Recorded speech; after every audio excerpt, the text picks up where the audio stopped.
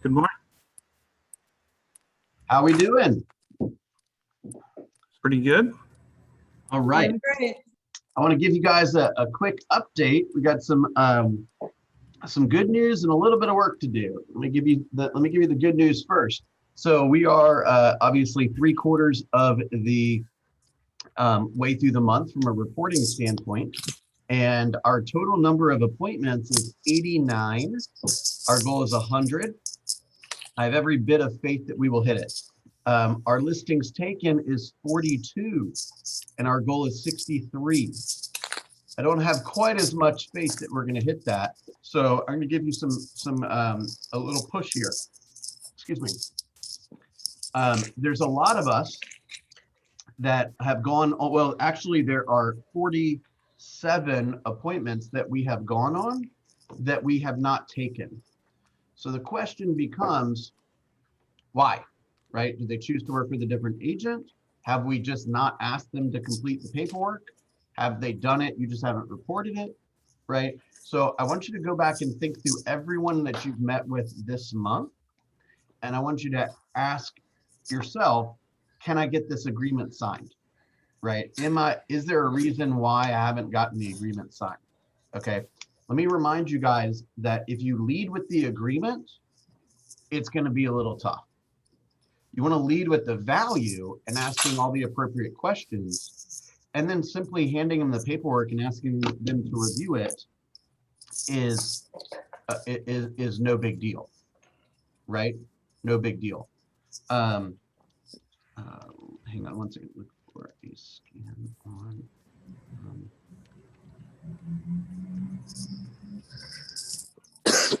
Okay.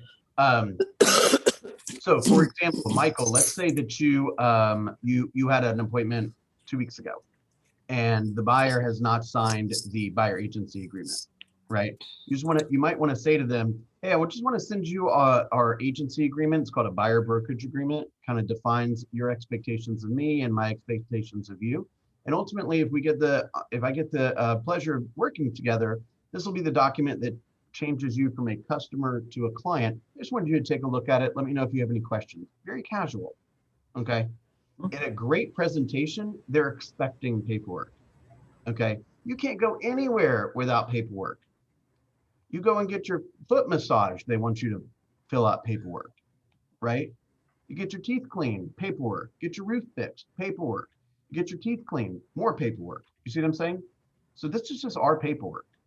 So I'm going to ask each of you, go back and look at all the appointments that you've gone on this month and see if there is another listing or multiple listings that we can secure, okay? All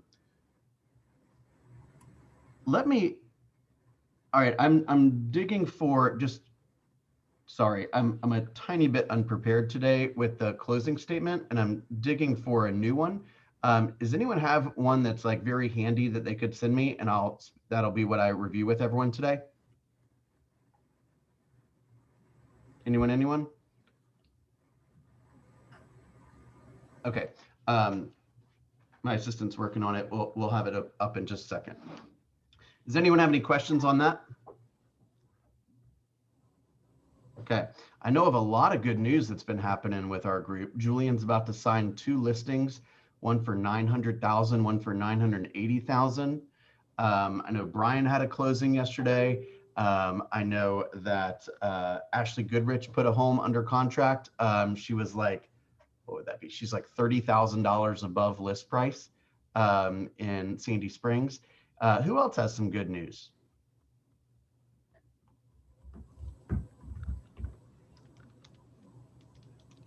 Anyone? Oh yeah, Bill. I just have a new listing going up today as well. It's already got, I don't know how many people, but it's gonna be a lot. Tell us about it. What is it? It's actually a 4-bedroom, 3.5 bath, well, 3 bath in Ellenwood. And Okay. so right now, I might have got even yesterday with the coming soon, maybe like about 5 to 6 calls, but I'm sure it's going to be another one of our multiple offer situations with that one too. So excited. We're going to have an open house for anyone I'm going to put a little note for anybody that's new because also it's a small cul-de-sac. So what I Yeah. plan on doing was going door to door. So it'll be a good opportunity for anyone that's a new agent that want to come to this open house this weekend on Sunday, and actually just walk door to door with me and see what that's like. So just to throw it out there. Okay, wait, make sure you're clear on what you're offering. What are you offering? Wait, did you say that somebody could hang out with you and kind of see? Sorry about that. Yeah, I have an open house from 2 to 4 on Sunday for this particular property in Ellenwood. But Okay. for anyone that is a new agent, what I was just going to share is that they should come out to the open house. But I'm going to go door to door in this little small cul-de-sac that it is. It's maybe about 30 houses. Yeah. And they can, if they haven't done that, you know, just to be able to go with someone and see like what I say and kind of do that kind of stuff. I think it'll be fun because sometimes the confidence builds up when you're with somebody doing different things. So it's a great way to expose people who are not afraid of actually doing door knocking when it gets a little warmer. All right, perfect. So can you post the address? Yeah, definitely. All right, somebody respond that they want it. We don't want like 15 people coming. Are you doing what day are you doing the open house? The open house is from Sunday to 2 to 4. Okay, so let's say how many people you want, like 1 or 2? Well, actually, you know, I don't think it necessarily has to be that. Even when they come to the open house, just to walk around and see what it's like if they haven't experienced the open house yet and the different people. Okay, so if you would like to, if you would like to go, then please reach out to Tawantis and just make sure that you know the address and all that kind of stuff so that you can, you know, help out appropriately and do exactly what she needs you to do to help. Sound fair? Yeah, maybe even like, you know, when people are coming in, if it's that many, you know, some of them, if it's more people than one, they can be out there, you know, talking to individuals while they're just waiting. It's just a lot of different things you could do, create. Awesome. Thank you so much for making that available. You are doing great at honoring your commitment to being in PC2. I very much appreciate that. You're welcome. All right. Anyone else want to share anything? Anyone? Hey, Corey, can I get you to share? Can you hear us yet? Hello? Hey, can I put you on the spot for a second? Could you share how not all the details of our conversation the other day, but specifically the way that we helped the Patrick price the home at 400 instead of 405? Can you speak to that for 1 second? Sure. Good morning, everybody. Sorry, forgive me. I am so tired and I just I'm getting ready for my day. I had a full day of show. I showed 10 or 11 houses yesterday. And then I got back and then I sat down and had dinner with my kids and then I did more work. So forgive my appearance. But so yes, so we had a guy where, you know, he wants to list at 405. He's been set on this, but essentially we were focusing on the price brackets. So you know, if we would set it at 405, all those people who are, you know, looking in the $350,000 to $400,000 range would not see the listing, right? So they would miss that, even that incremental $5,000, you know, that's on the listing. So what we explained is that, you know, you want to widen the exposure and so that you can, you know, so that more people, so basically like on the lower end of the 4 to 450 bracket, people are going to want, you know, they want a better conditioned house. They want to go in and, you know, they don't want to have to deal with fixing up cabinets or, you know, certain things. And they're going to see a lot of bigger, more impressive homes, right? If they're on the list, sorry to cut you off, if they're on the list from 400 to 500, let's say, it's going to be the smallest home. It's going to have the least updates. It's going to be in the, it's going to be in a $400,000 neighborhood instead of a $500,000 neighborhood, which may be important to people, right? So it's going to be the least impressive on the list. If it's on the list of, let's say, 350 to 400, it's probably going to be the most impressive on that list. So psychologically, they say, oh my gosh, I can afford this, right? So you'd prefer for the home to be on the lower end list, just the higher end of the lower bracket, than the opposite. If they were priced at 405, they wouldn't even be on that lower list, right? Okay, so we also talked about this idea of not being at 399.9 or whatever, right? Same idea, because if they're at 399.9, they're on the lower list, they're just not on the higher list. Yeah, then all those people at 4 to 450 or whatever their higher bracket ends at, they're going to miss out too. And with that, the location, location is still very important. That location. That's always been the thing for real estate, right? So, so those are the main things that we talked about. Cool. And the other thing, just to add one more idea there is, it is my opinion, and other people might disagree with this, but it is my opinion, you cannot underprice a home. So let's say that every piece of data in the universe said that this home should be 405. Okay. If you price it at 400 and the market is, if there's a buyer out there for 405 or more, they will show up and they will pay whatever is necessary to secure this home. So just because you happen to you happen to list it at 400, and especially in this market, you're probably going to get something north of 400, and you're probably going to get whatever it's worth, right? If you don't get any action, it's because it's not worth 405. Does that make sense? All right, beautiful. Let me show you guys this, or actually, let me give you one or two pieces of information about preparing for closing, then we'll move into the settlement statement, okay? So preparing for closing, right, we are executing consistently on our checklist.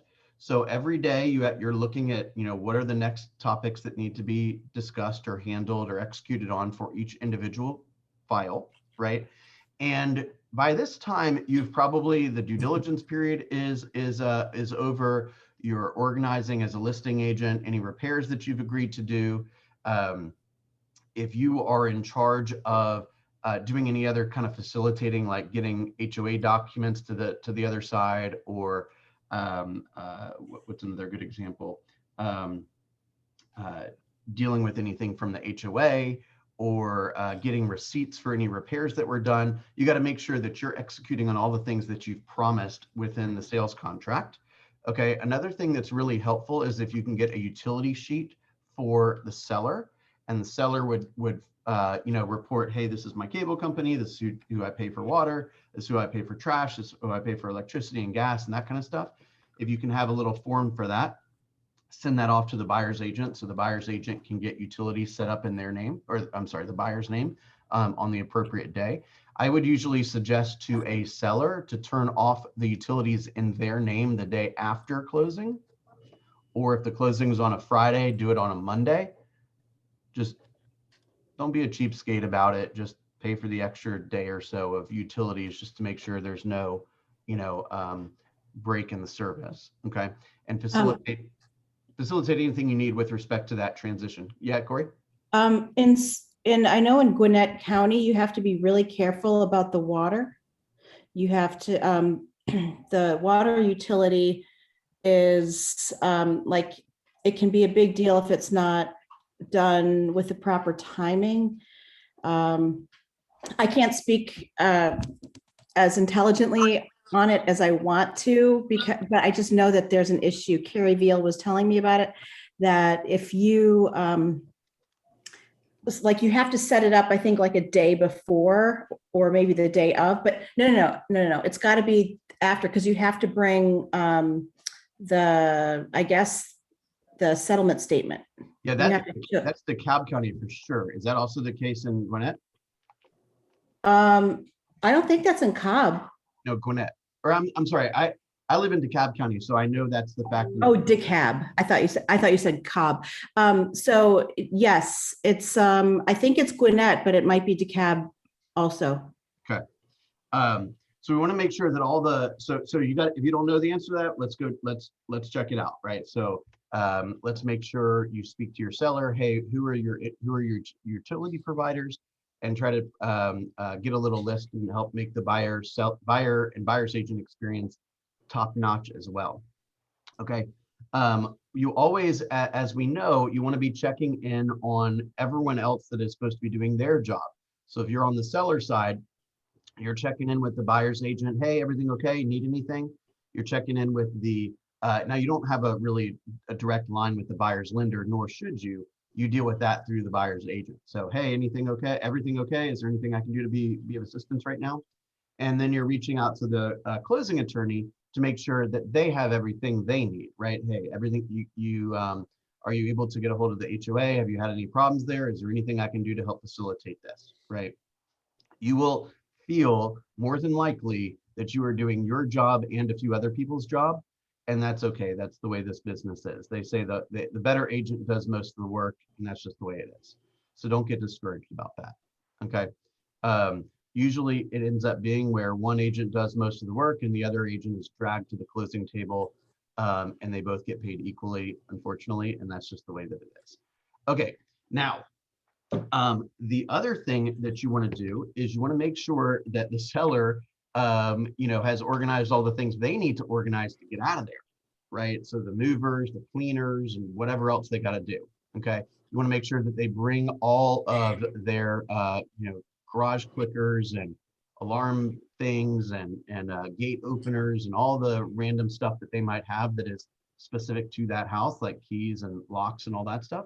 Make sure they bring that to the closing, or they could leave that on like the kitchen counter or something and just bring one copy of the key.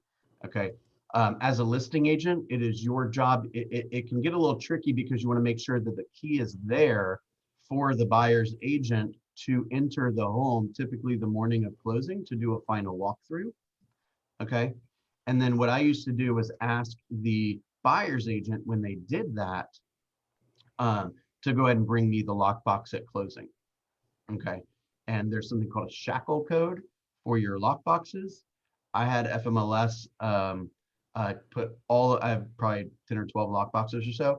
I brought them all in one day to FMLS, and they changed all the shackle codes to the same number. So I knew exactly what the shackle codes were. The ID number is different, but the shackle code is the same. Okay, or it should be the same for ease of keeping track of everything. Okay, so obviously, what is a shackle code, Bill? I was just gonna say. a shackle code, I don't think I have a lockbox here, but if you look at the lockbox, when you push up the top and the key comes out like you're used to from showing, so that is just your code that you're used to putting in the super system, right? The shackle code is the other side of the lockbox, where the little circle thing goes around, or whatever you call it, oval thing goes around the knob, and that releases that. That way you can take it off of the home, right? So that's a different code. Each lockbox has a different shackle code. So when you buy a lockbox or you're given a lockbox or whatever, you'll have the shackle code, and you want to make a note of all the shackle codes. So you know that, lockbox 34567 has a shackle code of 8384 or whatever, right? Greta, you look like you got a question. Yeah, I bought Keep a your eyes on the lockbox. road now. And yeah, I bought a lockbox, and I may have a listing coming up, hopefully. And now I'm like, oh my God, I don't know. Well, who did you buy it from? Did you buy it from FMLS store? No, I bought it off of an agent. I have the paperwork on it somewhere in my files, but I mean, like, I just bought it and stuffed everything in a file and moved on, because it's coming at you. You need a shackle code and you need a CBS code. So, And I think you need, like the TV station. yes. So Okay. Candace, what? I was just gonna say, and you need to have the lockbox put in your name, so when it'll show up on your listings. Otherwise, all the information will go to that agent that owned it before. I I do. Yeah, I did do that bit. And that would be a great thing one day to just kind of talk through that. I mean, I'm not even sure like where that information goes, what information we receive from it, like zero knowledge around the lockbox. That would be an excellent topic. Okay, cool. Let me make a note of that. So basically what you're doing is you're connecting Supra to the lockbox. So basically you would get email or text alerts that somebody has come into the home, and you can even set it up when they stick the, you know, the holder back in the lockbox when they're done. That indicates that the you know, showing is over basically. And then you know that you could go notify the seller, hey, that, you know, you don't have to walk around the neighborhood anymore to come back into the home. All right, I have noted that. Lockbox. One other thing, if you go into your Supra app on your phone and you just scroll through, you'll see a lot of information about your key. I mean, about your lock boxes. You can get the CBS codes in there if you don't know where they are. Like you said, Greta, my files are also somewhere in a box, but you can get the CBS code and I believe the shackle code from your app. You just have to know your key number. Yeah, and by the way, like I had a, you know, a list of them, and it was like lockbox number, shackle code, CBS. And then I saved that in my Google Drive, and I titled it something that was easy to discover, right? So if I was on the road and somebody says, hey, I'm the termite guy, I need the shackle code to get into 123 Hill Street, it took me 3 seconds to go find it. And by the way, that information should be on the information page that we looked at yesterday so that it's easily retrievable. Make sense? Okay. The other thing that you want to do is you want to get a preliminary, if possible, a preliminary settlement statement before closing. Okay, because you want to review the numbers and you want to confirm with the seller the proceeds that they're going to receive, right? The net to seller. So we're going to look through the calculations here in just a second. And then if you do not get the sign in the lockbox off of the property before closing, then you want to do it after closing. Okay, so don't waste any time. Go pull that sign out. It's not your home anymore. It's not your listing. You don't have permission to have it there from the new owner. Just get it out of there. Your job's done. Okay. Any questions on any of that? Okay, it goes without saying that you should be there, right? Be at the closing. Okay. And just like, I know Candace kind of talked about this the other day, but you know, I've been at closing tables where the other agents are just talking about how rich they are and how nice of cars they drive and like these kind of things. That is completely inappropriate, right? You should be talking about things like, oh my gosh, what are you going to do with those rooms upstairs? And how are you going to make it beautiful? And gosh, what trees are you going to plant in the backyard? You know, all this like exciting stuff, right? And also remember, like, there are some transactions that aren't very exciting, right? Meaning like, hey, I'm selling the family home of 50 years because everyone died, right? So you got to be sensitive to that. Make sense? All right. Can you guys see my screen okay? All right, this is a closing, a personal friend of mine that closed last November, okay? So this is called the closing disclosure, okay? So I'm gonna walk you through what the details of the transaction were, okay?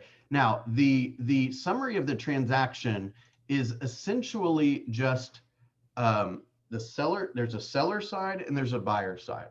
And on the seller side, we're calculating all of the cost from the seller, the things that the expenses of the seller, and all of their credits. And then the same thing on the buyer side, all the expenses that the buyer had to make to obtain this property and all of their credits. Okay, so let me go through the details really quickly. Okay, I'm going to start with the seller side of the transaction, just as we see here. Okay, skip the gray box for a second because the gray box says due to the seller at closing is 791.76. Okay. And then below it is basically how they got to that number. I'll come back to that, Greta. How we got to that number. So the sales price was $365. Okay. Now we talked about this the other day with respect to prorations. Okay. Remember, there's kind of two. Think about like this: the buyer has to pay a few different things to get the home. They got to pay all the costs associated with buying the home and recording and all that kind of stuff, and hiring the attorney, title work, and all that. And they also have to pay some costs associated with getting the loan.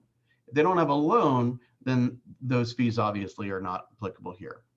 Now, this property closed in November, and this was, let me just double check to make sure I'm explaining this correctly. From the seller. All right. Adjustments for items paid by seller in advance. Okay. So what this is telling us is they collected the tax amount because the taxes were due so close to the closing. Closing happened on the 9th, I believe. Yeah, 9th of November. And I'm guessing the taxes were probably due on like the 15th or something. So depending on when the closing happens as a function of when the taxes are due, and the taxes are due at a different time based on the county that the home is in. Okay. What? Okay. So adjustments for items paid in advance paid by the seller in advance. So the seller is not going to own the property from 11/9 through the end of the year. However, they're paying the full year of taxes at the closing. Okay. So basically what's happening is they have already paid in $597 and change that they actually shouldn't pay because the buyer will own the property for that last, 7 or so weeks of the year. Okay. Now, HOA dues, they paid the HOA dues at the beginning of November for November, yet they only lived in the home, or I should say they only owned the home for 9 days of November.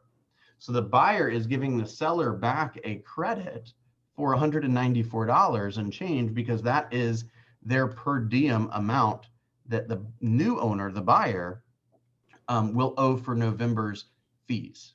Make sense? All right, now let's move on to due from the seller. So what does the seller need to pay?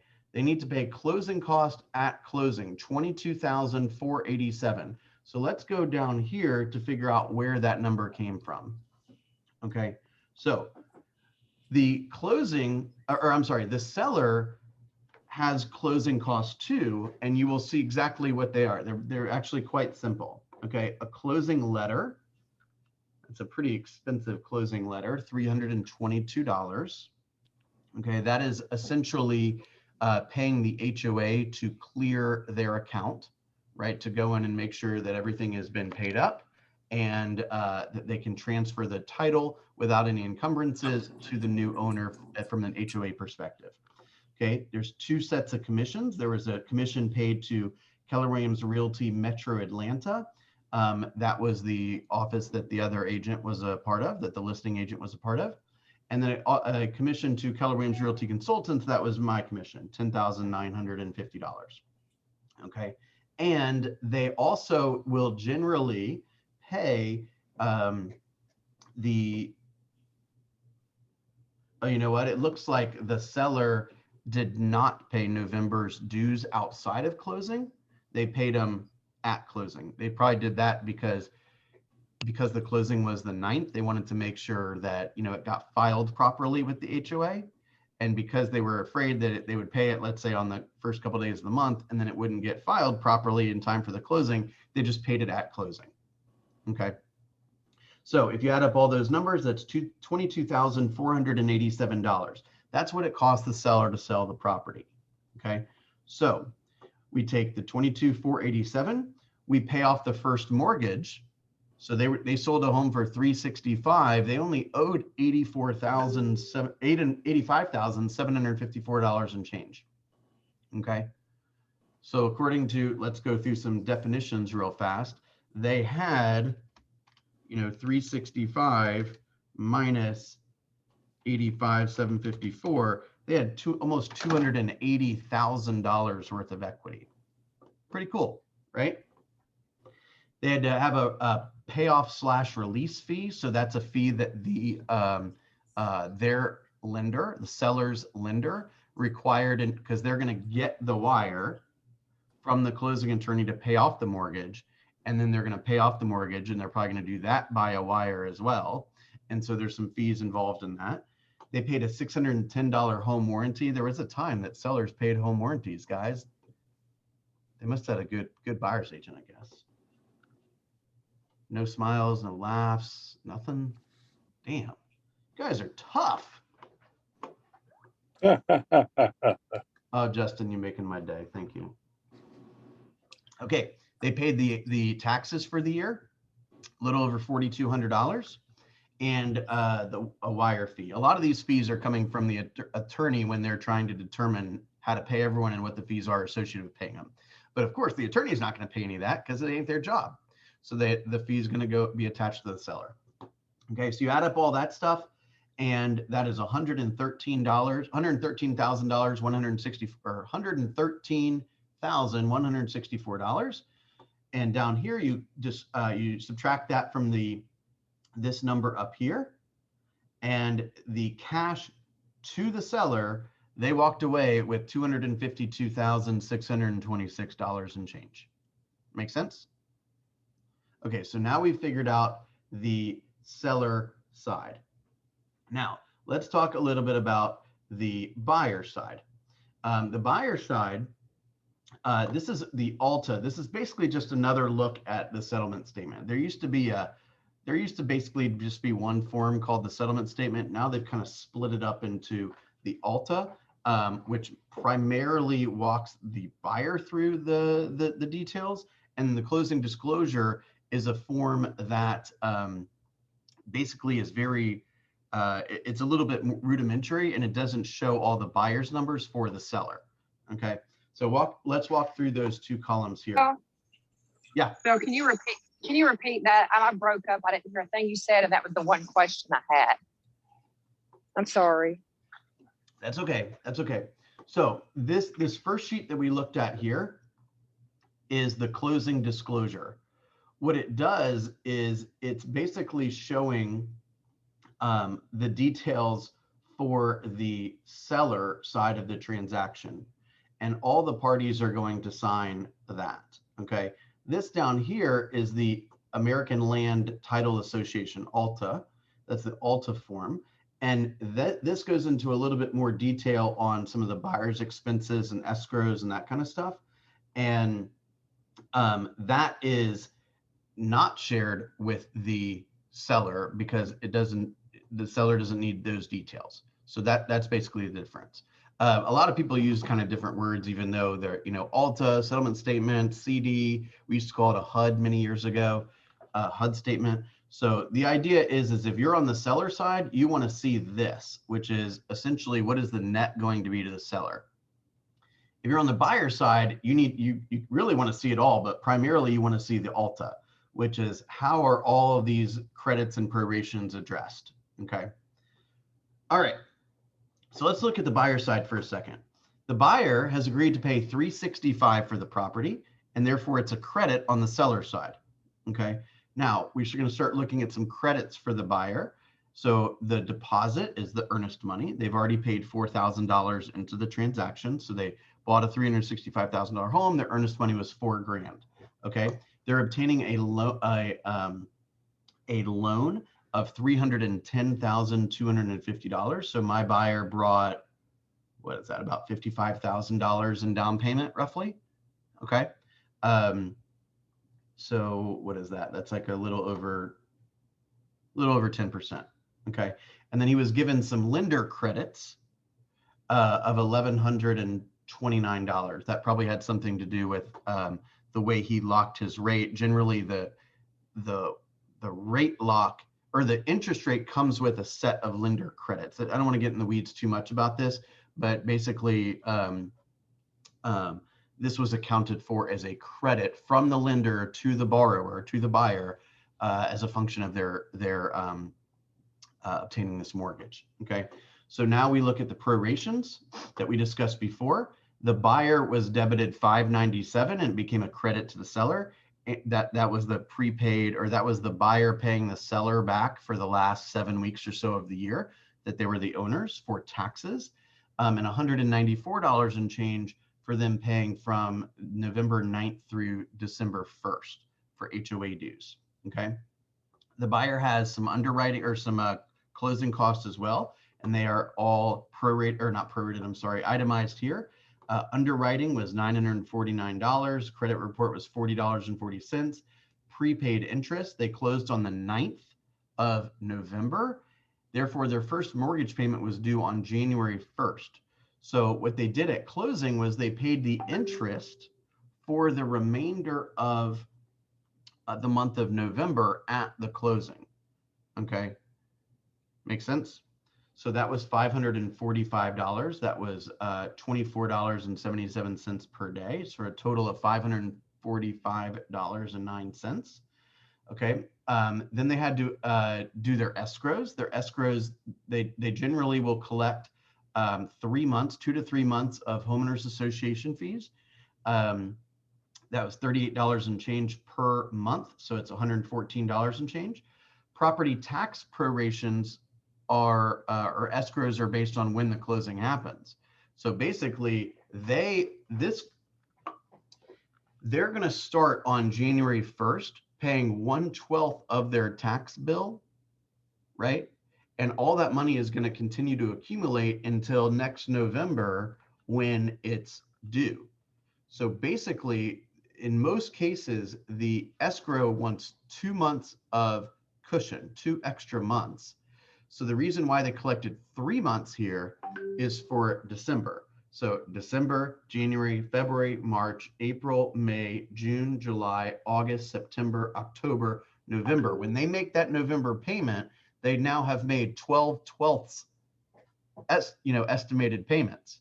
One of them they have to make, they'll cushion for and they'll collect here. There'll be 2 extra months, and then they'll make those 11 other 1/12 payments, so that the appropriate amount of money is in the escrow and it can be paid from the escrow account next November, or technically this November. Okay. Aggregate adjustment, where they took 4 cents out. So most of the time it's a little larger. The federal government mandates that there can only be a certain amount of money put into the escrow account. So sometimes some of that is taken out. Okay. And then we look at some of the escrow and settlement charges. They bought a lender's title insurance policy, $848, an owner's title insurance policy for $951. This deal closed at Fryer Law Firm. They have an attorney fee of $550. By the way, I was on the buyer side, and typically I would not use Fryer. Not that I have anything wrong with Fryer. I love Fryer. I've closed many deals with Fryer. However, I said, what do you guys want? Right? What's important to you? And they said, we'd really like to close at Fryer Law Firm. Okay. And I'm thinking to myself, well, my guy really wants a home warranty. So I guess we get both of us win. You see what I'm saying? So sometimes you let certain things that quite frankly don't really matter that much go, so you can get things that do matter for your client. And Bill, can you talk a little bit about owner's title insurance? Yeah. So title insurance is one of the primary things that the closing attorney is going to facilitate. So basically, the title, let's start with that. The title is basically your proof of ownership of that particular parcel, right? Or that particular piece of property. Okay. And what they're going to do is they're going to go back 50 years in what they call the chain of title, right? So this person sold to this person, sold to this person, and make sure that it's what they call clean, meaning nobody is basically claiming rights to the property. more or less. Okay. And they charge the buyer, the buyer is basically buying an insurance policy against any future claims. So like if there was like an heir that was, feels that they were entitled to a portion of the proceeds of a sale 35 years ago, or maybe there was a divorce and it was, people are trying to go back and stake claim and these kind of things. So you're basically buying an insurance policy against that. Okay, so the title company that's issuing the insurance policy would pay any claims if they were found to be substantiated. Okay, so the owner should have a title policy. It is not mandated, but definitely very, very highly recommended. It's a one-time fee. You pay it once and that policy is in existence until you don't own the home anymore. But a lender is going to require a title policy because the lender, as you can imagine, they're the ones taking the majority of the risk and they want their asset protected from a title perspective as well. So my client did get a loan, so he was mandated to get a lender's title insurance policy, and he had a good realtor and he's a smart dude, and he went ahead and bought a owner's title policy too. Okay, there was an attorney fee of $550. I'm not sure what a CPL fee is. That's probably some kind of recording fee of some sort. There was a handling fee of $55, a tax report fee of $25, a title binder of $65, and a title examination of $150. If you are closing with, this is a total sidebar for a second, okay? If you are closing with an attorney that you are unfamiliar with, you want to get what's called a fee sheet from them, okay?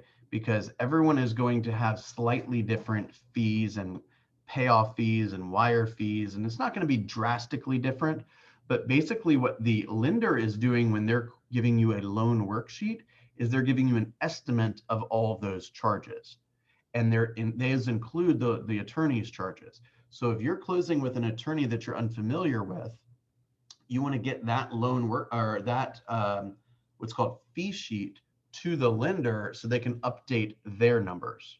Does that make sense?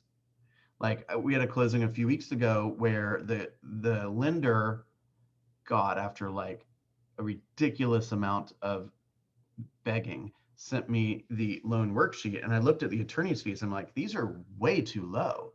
I don't think this is correct. And my buyer is like, yeah, I think you're right. And I called the lender. I'm like, why are the attorney's fees so low? And he's like, well, I get a good deal with the attorney because I give him a ton of business. I said, great, now we know. You see what I'm saying? So that stood out to me. The fees were like $200. I'm like, this should be way higher than this. So we had to do a little digging to figure out what was going on. Okay, on the left-hand side here is the two commissions, the commission to Metro Atlanta and the commission to Realty Consultants. And then the government, of course, wants the piece of the pie too. There's some recording fees. There is a recording fee is generally has to do with how many pages there are and all the paperwork that has to be recorded. But it's generally somewhere close to, this number here. They charge an intangibles tax. And intangibles tax is a function of the loan amount, okay? And the transfer tax is $1 per 1,000 of the purchase price. So that's why it's $365. And then every property that is transferred in Georgia with a mortgage, they charge a $10 fee for that. Those are all buyer-related fees. These were all disclosed prior to the, this transaction closing. This is what the lender does. So there's no surprises here. Then we have a review of the payoff of the first mortgage, which is $85,754, and then miscellaneous fees that we reviewed earlier. This is just a breakdown of those, which is the payoff release thing to the title insurance company, a home warranty that they paid directly to Home Buyers Warranty Corporation, $4,200 and change for the taxes, $35 wiring fee, $322 closing letter, and $265 for the November dues.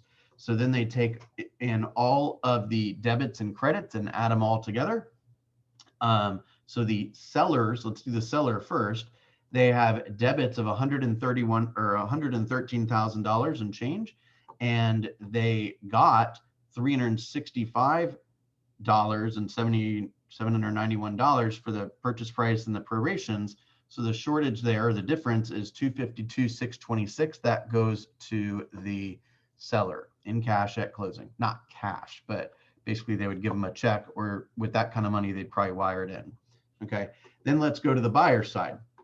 You got a bunch of debits. So the buyer is going to owe $373,255. Then you say, well, what's the sum of the credits? Okay, the credits are 57,000. Well, let me make sure I'm saying this correctly.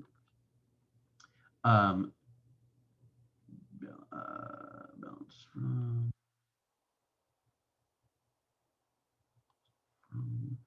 Okay, so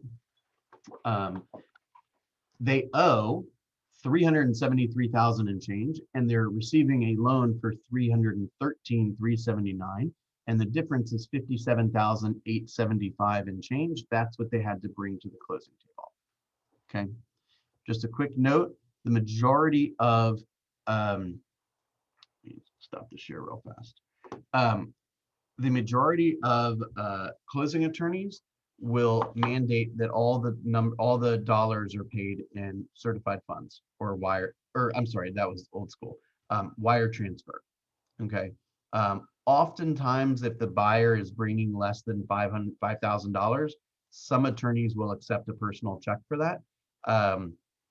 But the majority of the time, the vast majority of the time, the buyers are going to need to wire their funds in. There's a lot of wire fraud going on. So just make sure that you coach your buyer, only accept the wiring instructions from me through the attorney, right? And I would also potentially even double check with the attorney, hey, is this legitimate, right? Because a lot of times, go ahead.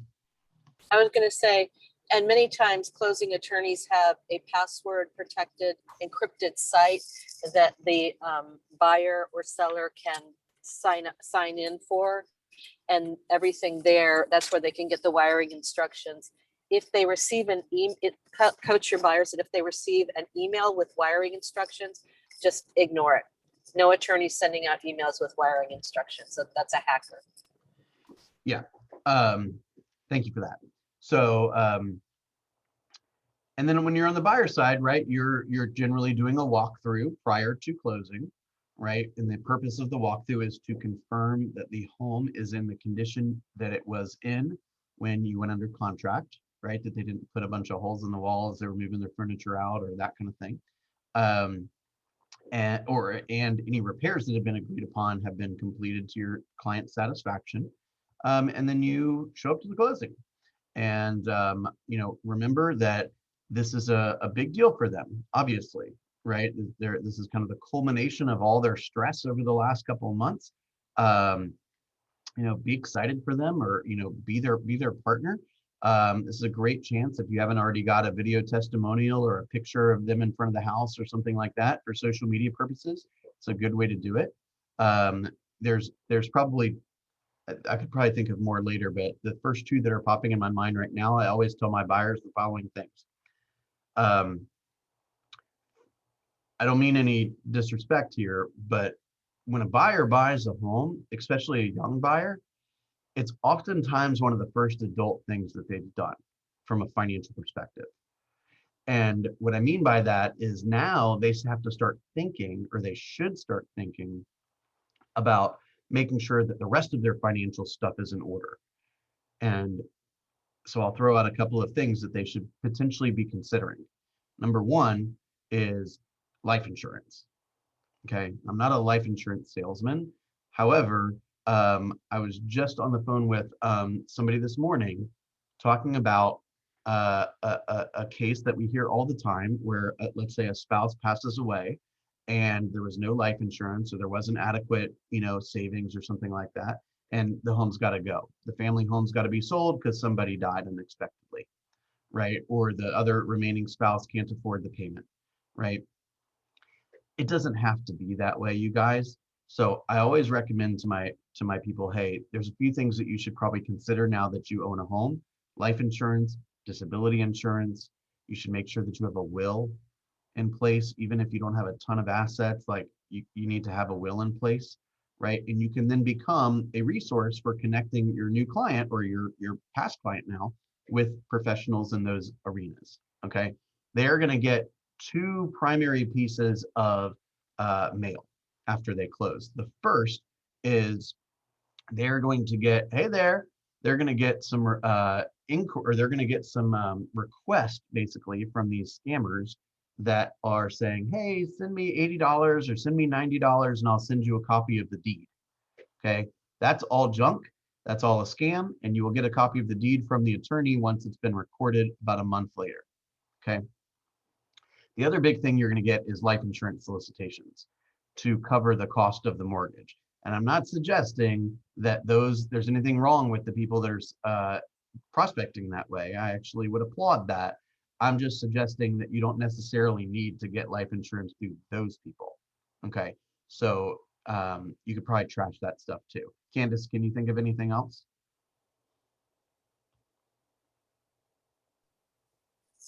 No, just a reminder. Often in the packet that I give them at closing, I'll put in a reminder of the homestead exemption because they can file it at any time. It just won't go into effect until they've owned the home in January of the next year. Unless they were the principal owners for January of that year, and then they'll be taxed using the previous person's Right. homeowner or a homestead. Homestead Yep. is the state of Georgia allows you to have a reduced tax obligation on your primary home. It's called homestead exemption. You have to file it. You only take advantage of it when in the tax year where you were the owner on January 1st. So for example, I bought my home in July of 2019. The previous people had homestead exemption, so I was taxed in 2019 based on that. 2020, by August 1st, I had filed homestead and I got the discounted rate. I only have to do it one time. Okay. Let's see, is there anything? I don't think there's a whole lot more to talk about. Okay, any questions on any of that? Any questions? I have one. All right, go ahead. How are the on the worksheet, how are I think it was the title insurance and the lender's insurance, is that the amount on it, is it based upon the sale of the home, or is it just based upon the title company or the lending company that you're going with? Well, okay, very good question. There's a lot in there to review. So it's the lender's title insurance and the owner's title insurance. So all we're talking about here is insuring the title. Now the owner is going to want to insure the entire amount of their purchase. The lender primarily only cares about the amount of money that they're putting up. So the numbers are going to be a little different. And oftentimes you'll get a discount on one if you get both, right? The person that's going to determine how much that is, or what or there's really some guidelines for like how much it can be. That's all kind of organized by the attorney. So you're not going to like pay more for title insurance if you use one lender versus another lender. Make sense?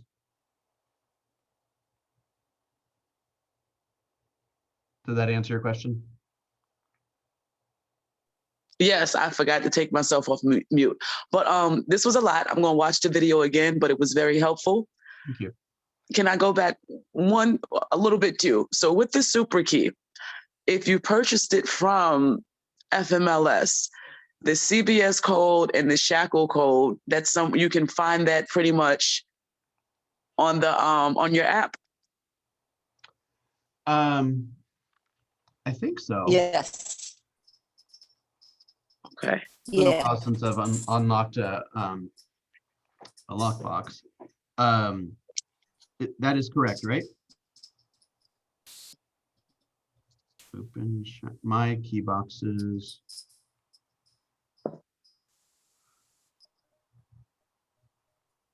Must be new. Hang on.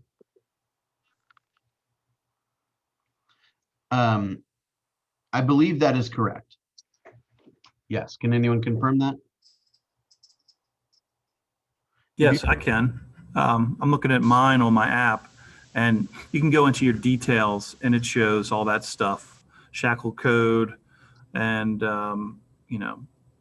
program date, all kinds of stuff, serial box number, battery level. Yeah. Okay. And you're on the Supra eKey app, right? Yeah. It looks like, I don't know why I'm even bothering trying this, but it looks like this. That one right there. Yeah. And then Yeah. it looks like that when you open it up. Yeah, exactly. So what button did you push on that screen? My key boxes? Yeah. My key boxes. And then it gives you that. It shows, and then there's my one Oh. there. All right, click on that. Click on that one that I sold you, or that I gave you. That's right. And then that gives you all this information.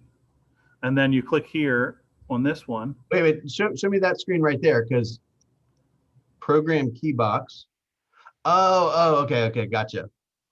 And then you touch this blue box here, and that gives you all this information about your box.